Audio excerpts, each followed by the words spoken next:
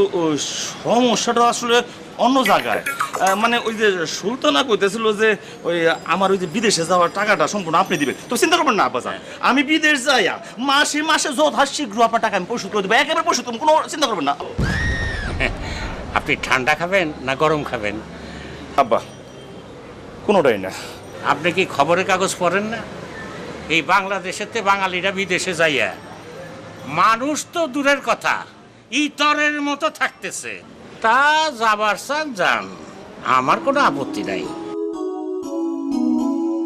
তারপর আব্বাজান বিদেশ বলে আর মানে জীবনে ভবিষ্যৎ, সুলতানার ভবিষ্যৎ আসলে আমার চেয়ে ওরটাই বেশি আর কি। তো কি করতে হবে আমারে? মানে ওই যে টাকাটা দিতে হবে আব্বাজান, আমি দিয়ে দেবো সব টাকা? হ্যাঁ। তা কত টাকা লাগবে? জি আব্বা। 2 লাখ।